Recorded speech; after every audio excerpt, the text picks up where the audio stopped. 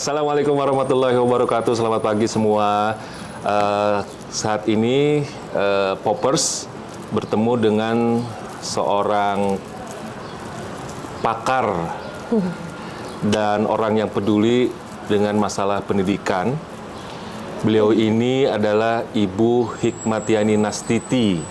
Beliau ini adalah owner juga founder dari Yayasan Bening Foundation. Bukan foundation ini ya, tapi foundation perusahaan. Ya. Iya. Iya aja. Nah, beliau ini punya beberapa sekolah yang dibina atau di apa ini enaknya? Ya, kita membangun sekolah-sekolah. Beliau ini membangun sekolah-sekolah.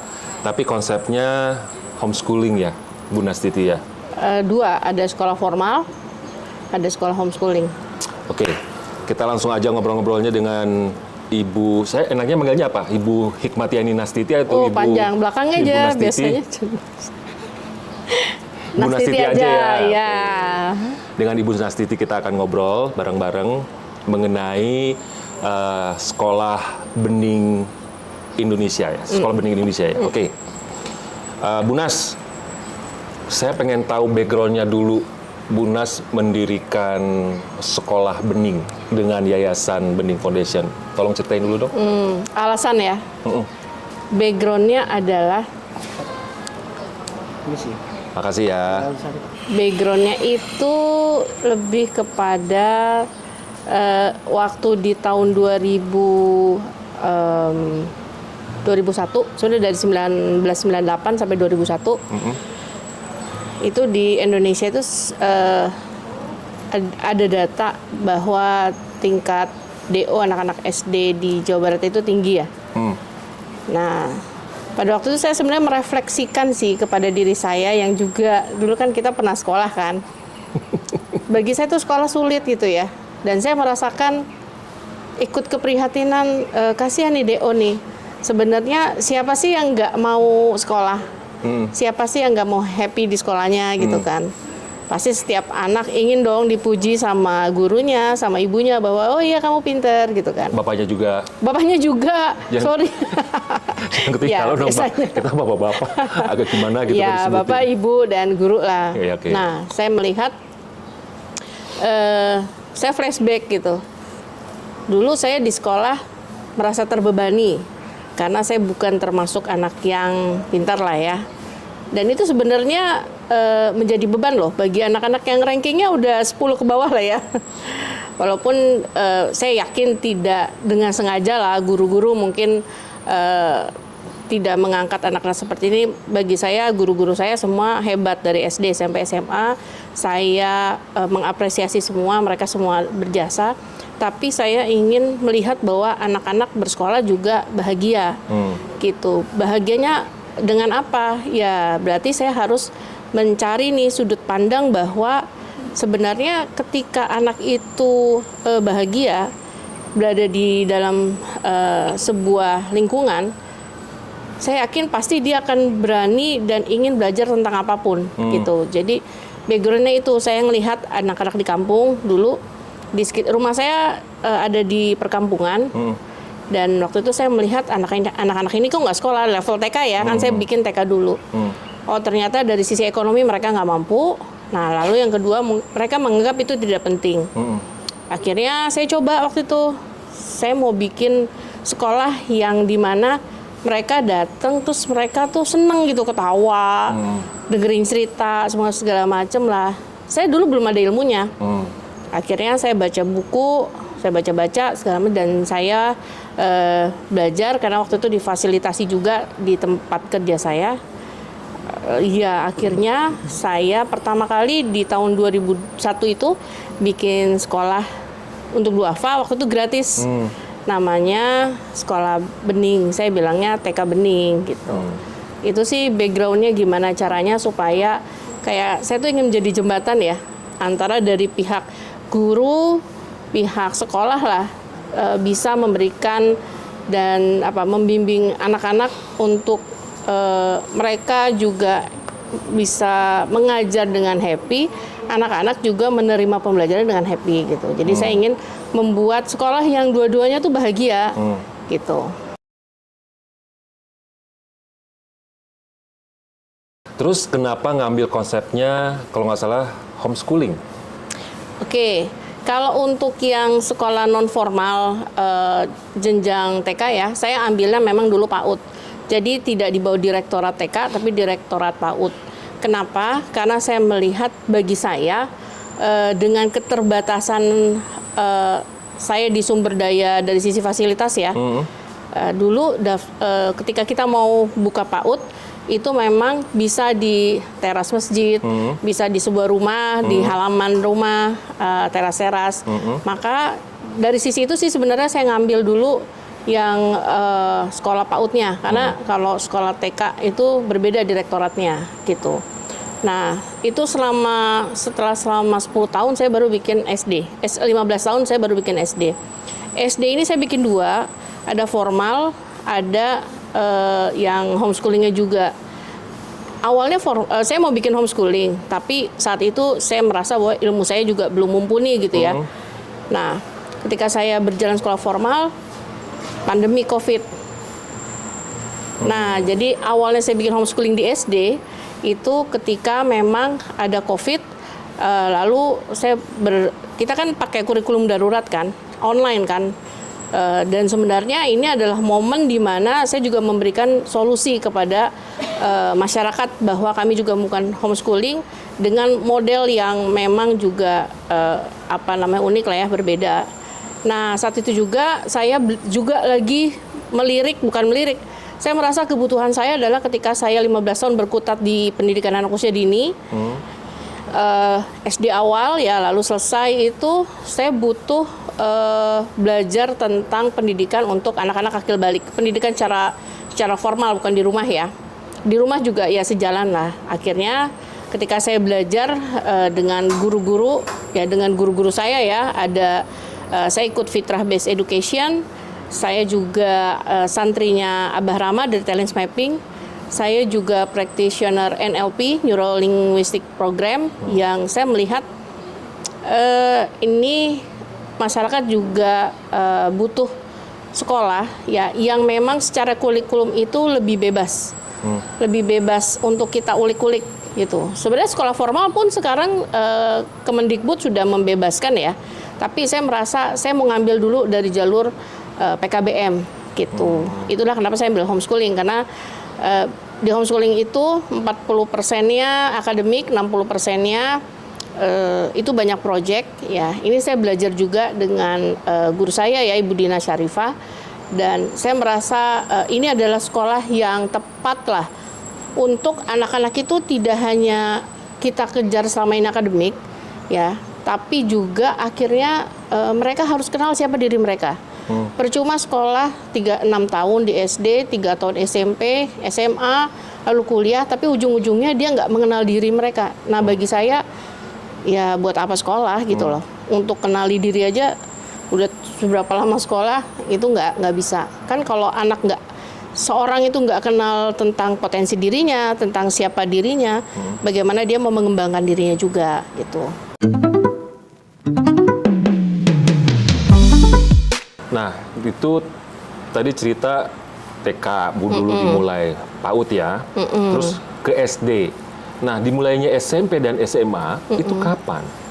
Itu 2 tahun sebelum SD kita angkatan pertama lulus. Jadi SMP ini memasuki tahun kelima, SMA akan memasuki tahun keempat.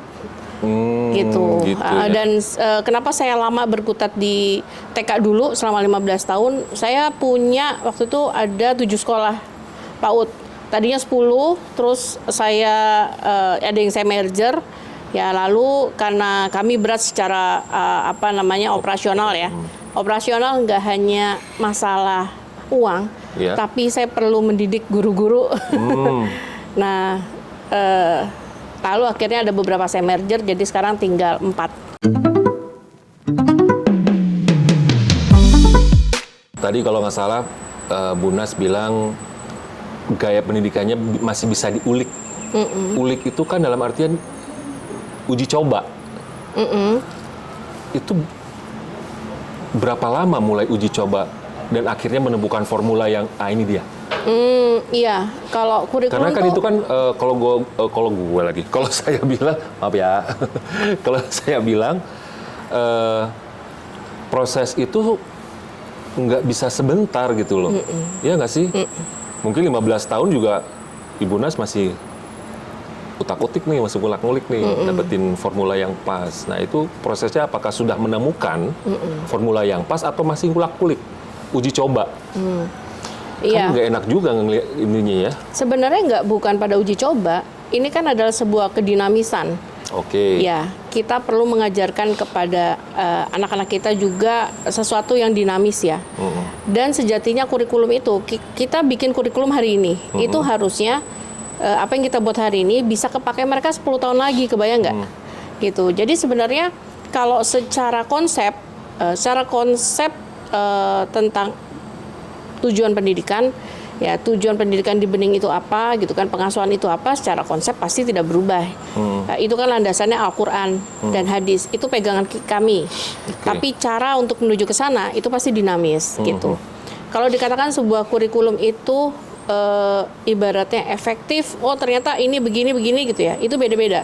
Kalau di di level TK, setelah 4 tahun fix kami settle konsep kami begini gitu kan, ini yang akan kita angkat menjadi titik titik fokusnya ya, tapi tetap kami akan mengevaluasi setiap, kalau TK lebih pendek sih, setiap 4 tahun. Setiap 4 tahun. Nah bahkan akhirnya udah menuju ke sini, setiap 2 tahun kita cek, kalau misalkan memang harus berubah, itu tuh tinggal sedikit-sedikit cara, gitu kan. Terus kita evaluasi lagi dengan perkembangan zaman, gitu kan. Kalau untuk SD, sebenarnya totally kurikulum itu ya sampai sejatinya anak itu lulus, itu fix tuh langsung, gitu kan.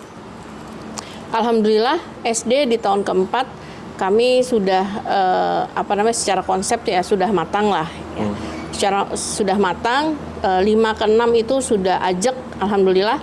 Nah, kemarin meluluskan 1 angkatan pertama, gitu. Untuk SMP, runningnya lebih cepat karena sekolahnya 3 tahun kan. Udah gitu lulus. Ya, jadi target kami itu outputnya dulu, semua itu jenjang level itu kita buat dulu output dari anak SD bening itu nanti yang kami harapkan seperti apa.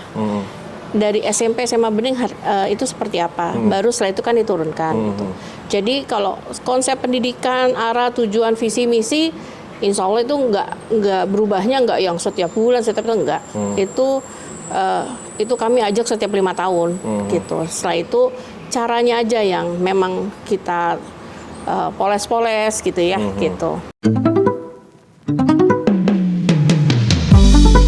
Tadi juga Bu Nastiti bilang adalah membuat pendidikannya adalah untuk anak-anak ini mengenal dirinya. Mengenal dirinya ini stepnya apa sih? Apakah mengenal dirinya Bu Nastiti juga turut mendevelop mental anak-anak juga, termasuk akhlaknya, adabnya. Kalau saya bilang Bu Nastiti ya, anak-anak itu, anak-anak sekarang nih Gen Z, itu adatnya agak kurang, alatnya agak kurang. Nah, itu gimana tuh dari sekolah Bining? Iya, sebenarnya kan gini prinsipnya ya. Kalau kita ngeliat anak-anak kita kayak gimana, sebenarnya itu refleksi. Itu yang ngajarin siapa. Oke. Iya kan? Itu prinsip pertama pengasuhan. Jadi kalau saya ngeliat anak saya begini, terus saya harus mikir nih, ini kenapa anak saya rada tak beradab begini ya? Oh, saya bisa jadi saya pernah mencontohkan sikap saya yang kurang santun mungkinnya ke anak, atau dia melihat saya gitu kan. Nah, kalau tadi misal prinsip bagaimana bisa mengenal diri di sekolah bening, itu kan sebenarnya dua. Kalau di SD itu prinsipnya dua nih. Kalau dari sudut pandang Islam itu anak-anak kan dikejar fardu ainnya dulu, ya. Selanjutnya ketika fardu ainnya siap, beranjaklah dia bisa menjalankan peran sebagai khalifah kan. Jadi fardu kifayahnya. Pemimpin itu, ya. Pemimpin ya. Bagaimana dia bisa mengelola bumi lah segala macam. Itu kalau dilihat dari sudut pandang Al-Qur'an dan hadis ya.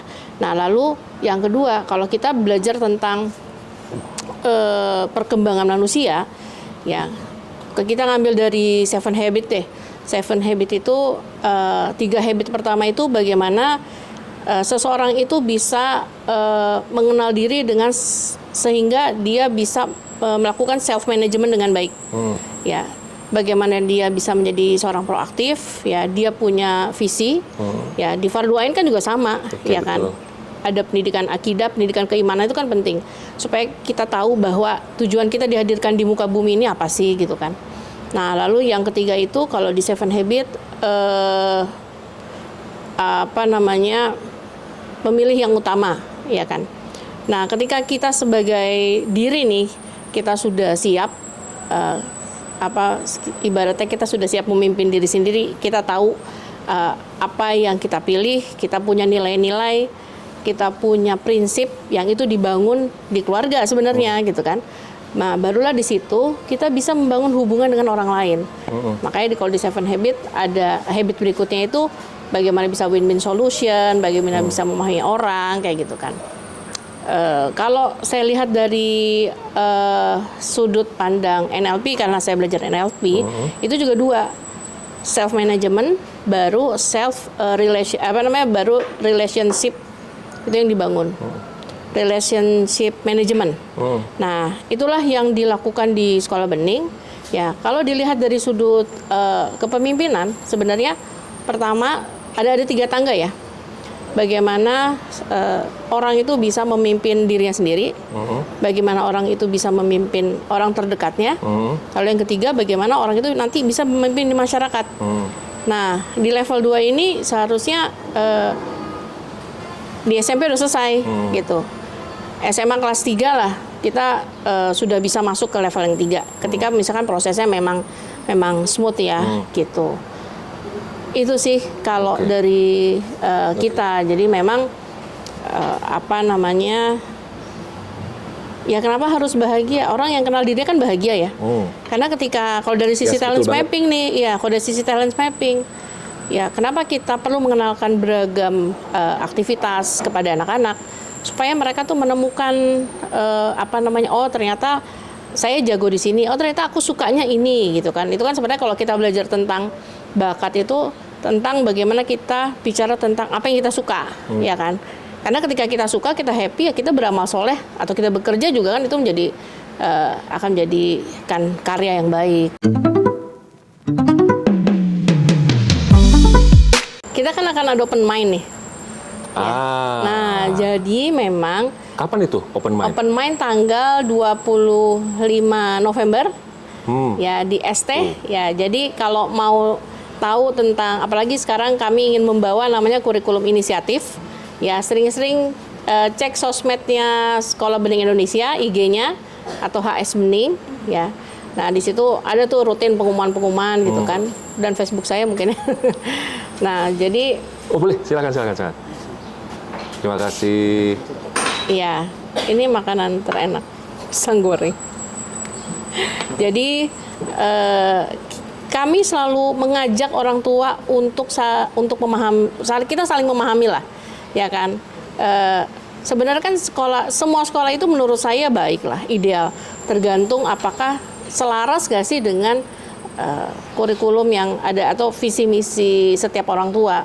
Nah, kami sangat membuka diri menjelaskan apa visi misi kami, target kami di tahun ini apa gitu kan. Kami terbuka. Nah, itu pertama. Lalu yang setelah open mind ya. Lalu kedua, di awal tahun pembelajaran baru, kami pasti ada konsep-konsep pendidikan yang kami share. gitu. Kami adakan pertemuan orang tua tuh cukup sering, bahkan kita sebenarnya punya namanya sekolah orang tua ya. Yang paling intens itu di level TK. Gitu, karena saya perlu mendidik masyarakat yang ada di perkampungan. Jadi pertemuan-pertemuan itu setiap bulan, ya bagaimana kami menjelaskan bagaimana perkembangan anak itu apa saja sih yang perlu ditumbuhkan, gitu kan? Literasi anak itu cara mengajarkan bagaimana. Nah itu kami kan ada pakarnya di sini nih, ya. Nah terus macam-macam lah sehingga orang tua itu tidak hanya menyekolahkan anaknya, apalagi mereka kan mungkin dulu kan sekolahnya gratis nih, tapi saya lihat akhirnya juga tidak mendidik juga. Akhirnya ada kontribusi lah yang mereka berikan, tidak mahal ya.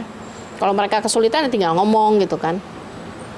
Jadi sharing dengan orang tua itu tanda kutip di sekolah bening sering banget.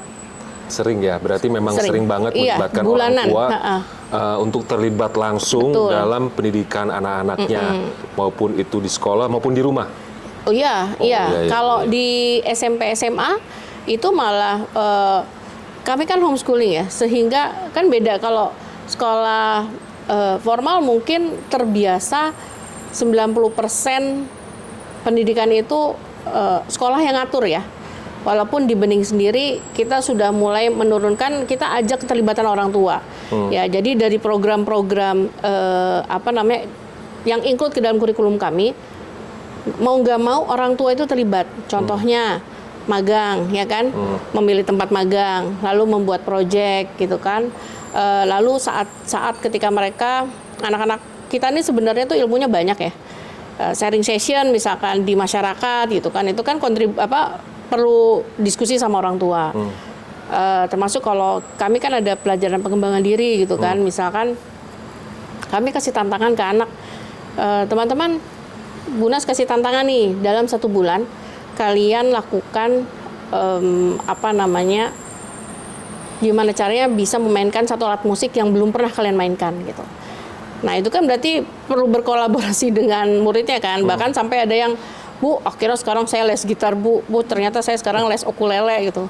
Ada yang, wah pokoknya aneh-aneh gitu. Sampai sekarang nih ada juga lagi latihan biola gitu kan. Dan iya saya senang, mereka senang gitu kan.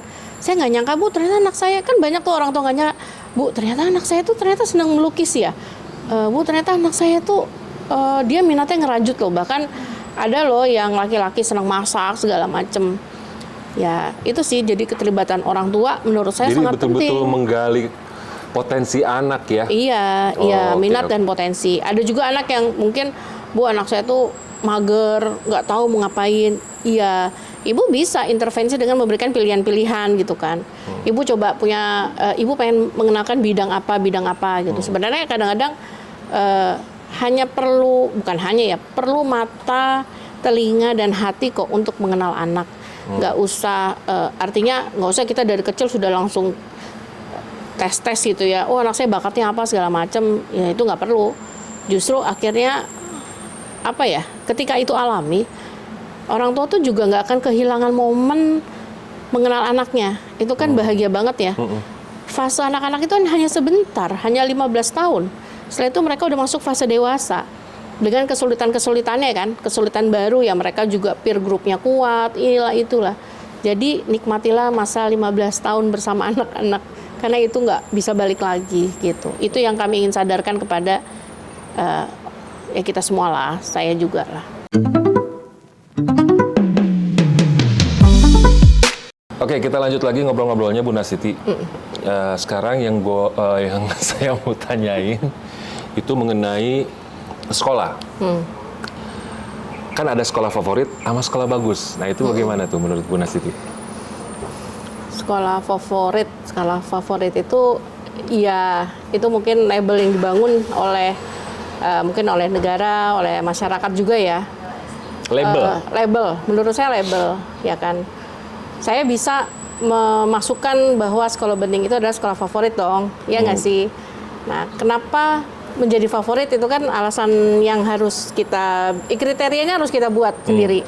Ya di negeri ini sekolah favorit bisa jadi yang banyak, ya mungkin punya, kalau dulu tuh name tertingginya di kota itu dia punya name tertinggi. lalu mempunyai prestasi-prestasi ya kan, baik prestasi sekolah, prestasi guru maupun anaknya gitu kan. Ya isinya anak-anak yang mungkin rata-rata kecerdasannya di level berapa. Bisa jadi itu yang terbangun selama ini gitu ya. Sementara ketika masih ada anak di sekolah itu yang tidak terlayani minat bakatnya, tidak terlayani kebutuhannya, ya karena bisa jadi proses pembelajaran itu disamaratakan, semua anak sama. Nah itu yang menjadi tanda tanya. Ini sekolah favorit untuk berapa anak? Ya kan, jangan-jangan ini hanya sekolah favorit untuk berapa persen anak, mungkin 0, atau mungkin 1% anak, sementara 99% lainnya tidak merasakan itu gitu. Dan yang namanya sekolah favorit mungkin yang merasakan orang tuanya kali ya. Wah bangga kan, bisa masuk sini, bisa masuk sini gitu kan. Dan kalau sekolah bagus gimana? Kalau sekolah bagus gimana? Sekolah bagus itu sekolah yang bisa jadi favorit bagi semua anaknya. Ya nggak sih? Sekolah yang justru berdampak pada diri anak, pada orang tua dan juga masyarakat sekitarnya, gitu loh.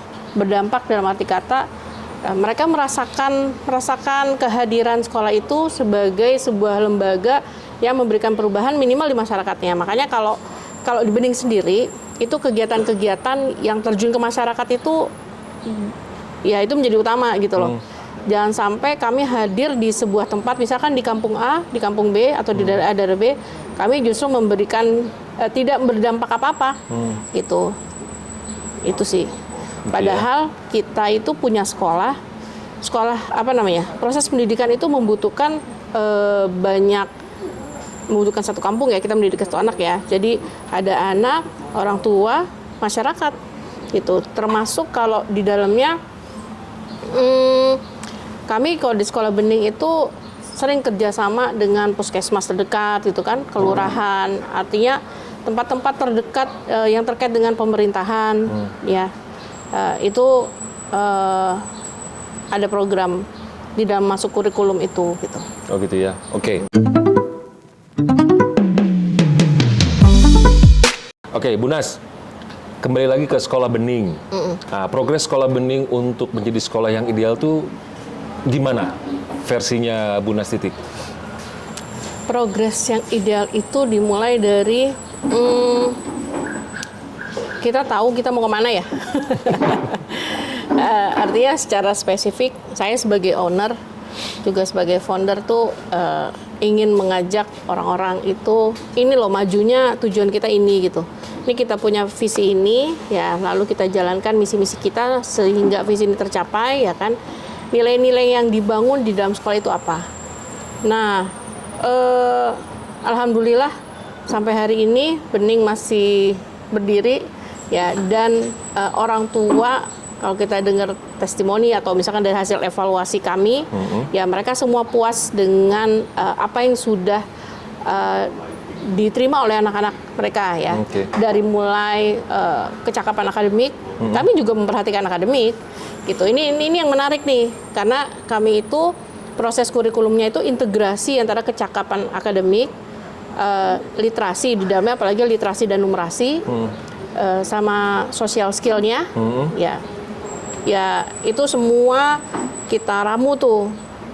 Jadi alhamdulillah orang tua puas, dan saya melihat yang paling penting adalah kami harus memiliki guru-guru yang juga punya tadi kemampuan 3 hal itu tadi, gitu. Jadi ya sekolah kami memang tidak besar ya. Saya agak repot juga kalau ngedidik guru, banyak ya. Tapi insya Allah sekolah kami ideal karena dari sisi kelas juga, satu kelas itu kan kalau SD, kalau yang sekarang 15 anak. Satu kelas. Perempuan dan laki-laki?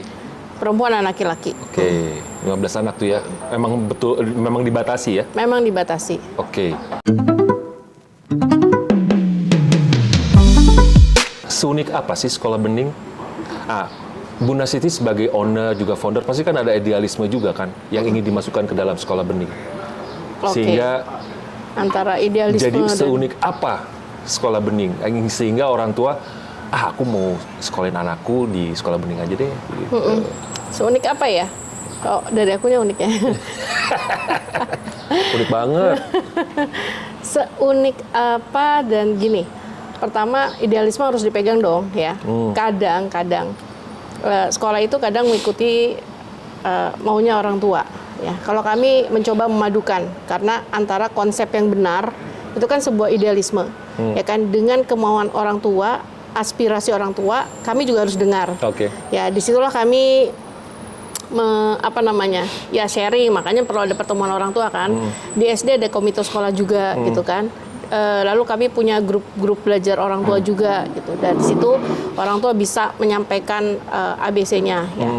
Itu secara konsep idealnya ya. Jadi kami nggak menutup di sekolah itu anak belajar apa, terus targetnya apa ya.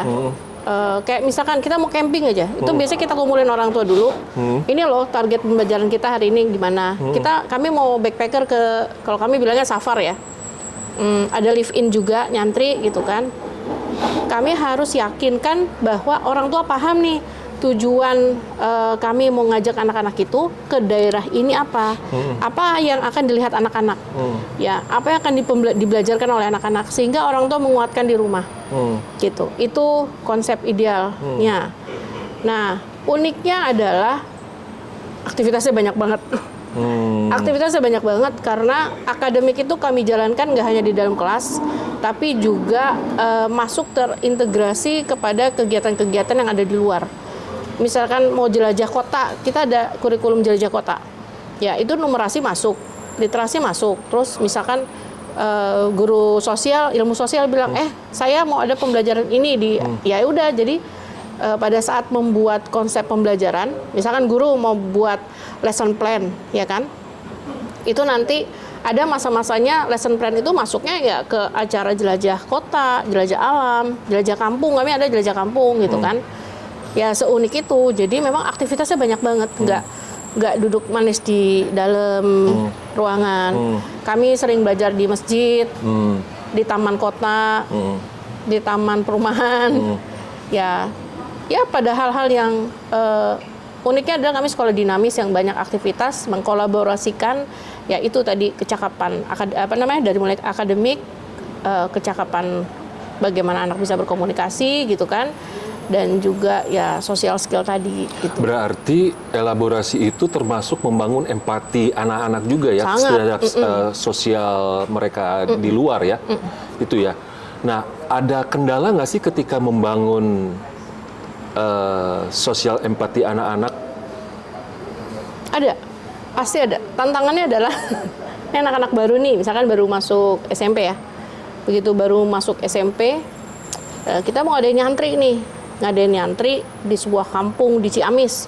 Itu perjalanannya 10 jam kan. Kita tinggal di masyarakat, di rumah penduduk.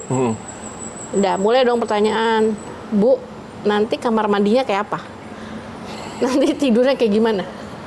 Ada AC-nya kagak? Wah, lengkap pertanyaan gitu kan. Kan artinya kalau dari ilmu NLP, bagaimana kami bisa mengajak mereka memandang sesuatu yang akan kita datangin itu oke banget, seru banget gitu kan. Belum pernah kan jongkok sama laba-laba di sampingnya. Oh, saya udah nggak bisa jongkok. Kesemutan. Ya bahkan mereka kan kalau live in di daerah itu harus cuci baju sendiri.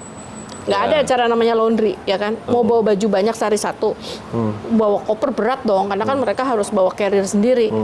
Otomatis mereka harus cuci baju sampai sana. Nah, gini, sebelum mereka melakukan sesuatu yang lebih tinggi, kami harus intervensi apakah skill mereka siap. Berarti dinolin dulu dong anak-anak ya? Ya, dinolin ada belajar. Dinolin secara mental? Iya.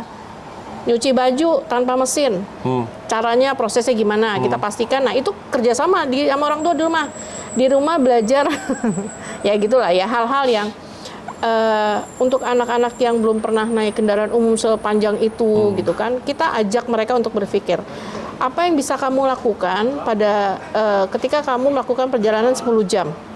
Mereka melis, kalau bosan ngapain, kalau bosan main game, tidur, ini segala macam. Jadi kami merangsang mereka untuk kayak manajemen mitigasi, mitigasi. ya kan, Nah, itu yang mereka akhirnya, oh begini-begini ya. Pernah lagi di Ciamis itu, kan seminggu ya, anak SMP tuh kelas 7. Nggak ada jemuran dong di sana. Bu, mau jemuran pakai apa? Oh, pakai apa ya? Gurunya juga, waduh. Ya mereka usaha sendiri. Jadi sekarang kalau anak-anaknya live in, mereka tuh ada yang bawa tali rafia. Oh, udah langsung prepare. Oh iya, karena lagi di Ciamis, akhirnya mereka ada yang di pohon, ada yang di semak-semak gitu ya. Tapi ya lucu-lucu lah, ya nggak sih? Tapi jadi cerita mereka juga ya? Oh iya, jadi cerita mereka gitu. Ada cerita mereka. Lucu juga ada yang udah tahu musim hujan gitu, setiap hari nyuci, akhirnya bawa baju basah semua. Sama aja kan. Oke. Nah, Bu Nas, seberapa ideal? Sekolah bening. Seberapa ideal? Insya Allah ideal karena kami melatih bagi orang tua ya yang ingin mencari sekolah di mana di dalamnya itu benar-benar kami ajak anak-anak dalam proses berpikirnya. Sekolah bening insya Allah ideal. Gitu ya? Iya. Dari sisi adab dan akhlak di kami, insya Allah kami juga punya indikator-indikator ya, bagaimana membelajarkan Indikator dan standar IPC. berarti ya? Iya, indikator standar tuh ya kriteria lah gimana gitu kan. Nah, walaupun untuk level SMP SMA tarik ulur ya. Kadang-kadang kalau ngomong, Bu, cemen amat sih gitu ya. Gurunya dibilang cemen. Ya, Anak gitu. berani ya ngomong gitu ke guru. Dulu nggak berani. Kenapa kamu terlambat? Kok terlambat? Pakai nanya, udah tau telat. Nah, adalah kata-kata itu kan. Nah, itu kan ada tarik ulurnya. Dan kita semua berkolaborasi. Ada anak-anak yang merasa cocok dengan guru A gitu kan. Ketika ada kesulitan nih A yang deketin gitu kan. Ya kayak gitu-gitu sih. Ideal ya. Ini Tapi kan menuju ideal itu ya pasti. ya berproses lah Bu ya, Bu Nas itu ya. Iya. Oke.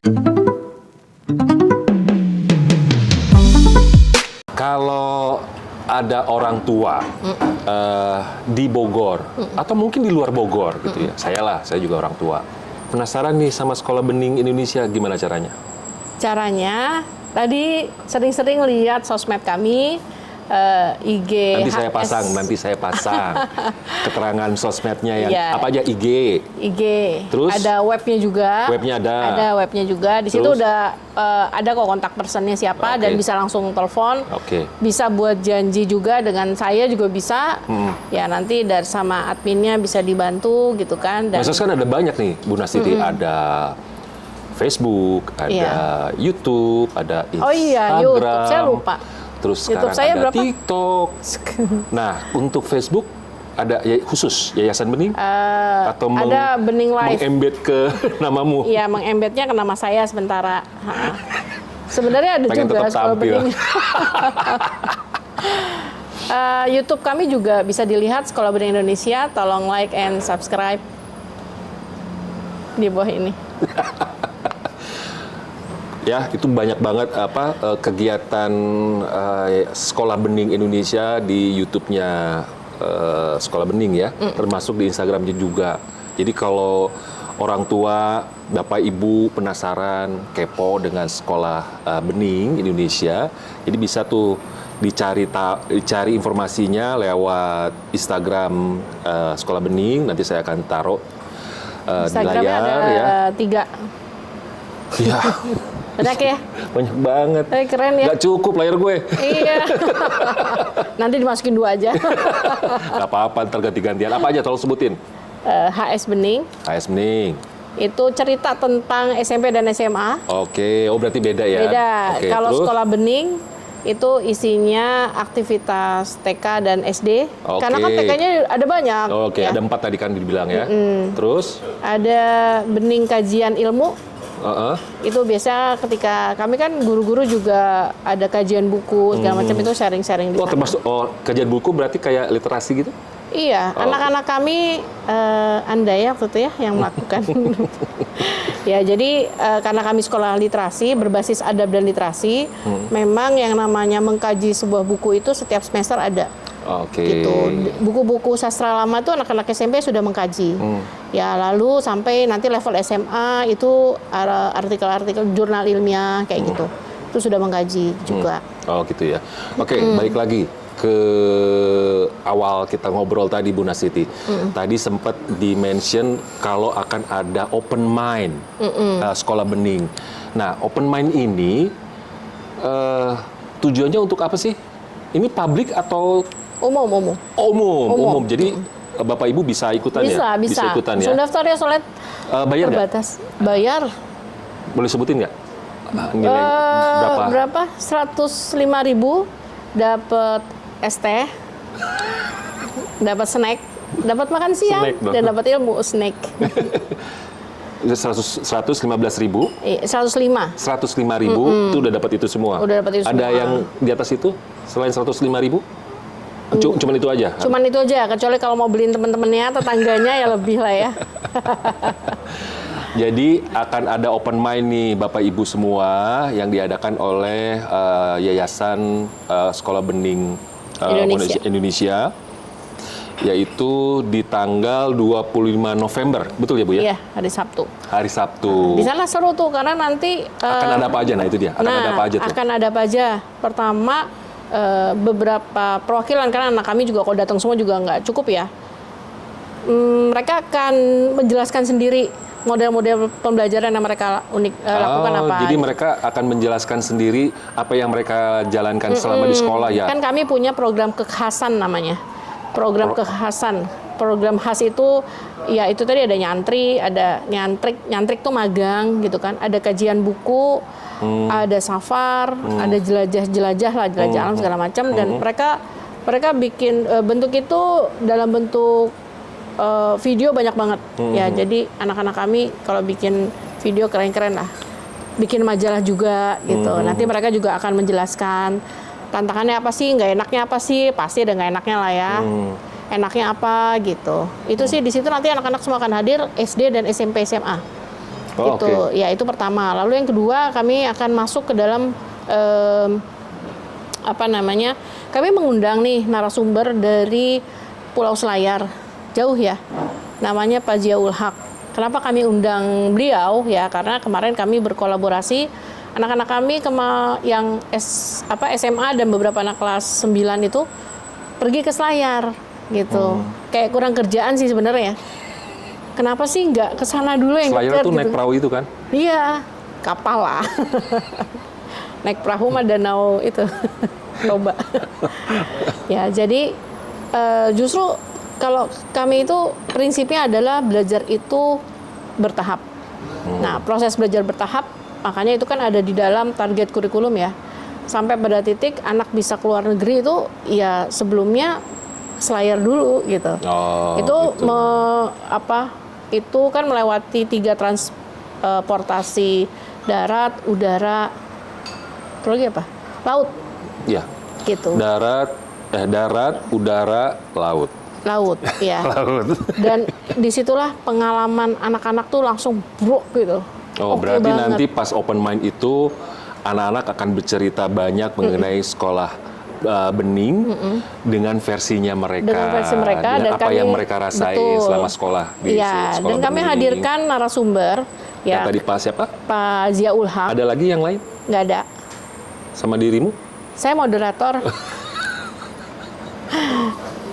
Gitu ya? Iya, karena kami memang mengundang beliau. Jadi kenapa saya moderator? Karena memang saya mengundang. Ya, proses yang dilakukan oleh beliau ini, beliau adalah seorang pendidik sebenarnya. Oke. Beliau adalah dosen, ya.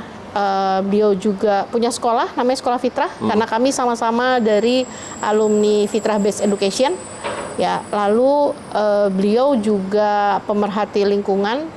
Nah, dan itu tadi community development untuk kepulauan. Ya, untuk beliau berhasil memajukan Pulau Selayar yang ada di ujung, yang mungkin negara juga belum banyak berkontribusi memberikan fasilitas-fasilitas, tapi beliau ini nggak mau penduduk di situ menjadi terbelakang. Nah, disitulah beliau menghasilkan bersama masyarakat ya, dengan UMKM-nya. Mewakafkan ilmunya. Betul. Itu ada VCO, ada ikan tuna, abon tuna, segala macam lah. Gitu. Dan jangan salah, beliau itu adalah S1, S2-nya ya sekolah lah, kuliah. Iya, masa nyapu. Iya, maksud saya gitu.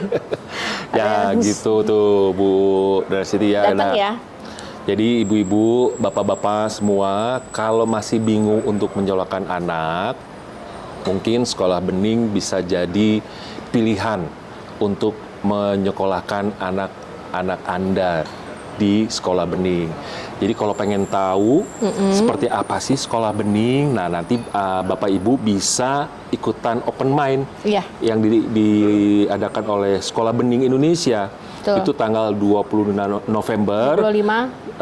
HTM-nya 105.000. Nah, gitu ya Bu ya. Apalagi yang mau Ibu Nastiti sampaikan mengenai Sekolah Bening Indonesia? Jadi Sekolah Bening Indonesia, kita punya 3 moto ya. Motonya itu MotoGP. beradab, berani, berkarya. Oke. Ya. Dan itu semua bisa tercapai ketika kami juga bisa berpartner dengan banyak orang, gitu kan. Salah satunya adalah kami sudah berpartner dengan banyak UMKM ya untuk ikut berkolaborasi, berkontribusi untuk tempat anak-anak kami magang. Kami juga punya banyak sekali guru tamu ya yang bisa mengajarkan anak-anak akan terkait dengan keilmuannya, dan sekaligus kami juga bekerja sama dengan kampus IPB dan juga Pakuan ya. Jadi anak kami belajar di sana, ada 1 hari lah belajar di sana. Kalau Pakuan tuh kemarin bekerja sama dengan Fakultas Teknik ya, khusus jurusan geologi ya. Jadi anak-anak yang belajar dari pagi sampai siang gitu, masuk ke labnya, dijelaskan, karena itu adalah sebenarnya masuk dalam pembelajaran IPS ya enggak. Lalu pengenalan kampus, vokasi IPB kami juga di sana belajar banyak gitu. Seperti itu harapannya ya. Sekolah ideal itu, dan tadi sekolah ideal itu ya haruslah menjadi sekolah favorit ya.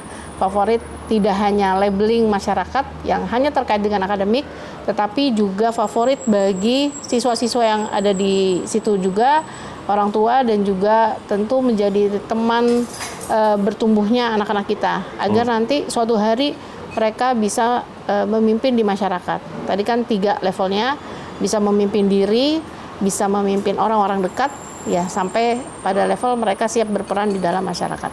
Oke. Terakhir Bu Yunas, orang tua bisa ngeklik gak sih, atau ada di websitenya Yayasan Bening bisa langsung daftar bisa untuk langsung daftar. open mind? Bisa. Oke, itu dia ya. Jadi tinggal buka websitenya, atau cari ke IG-nya, atau cari ke Facebooknya Ibu Nastiti, Hikmatiani Nastiti Facebooknya. Panjang ya.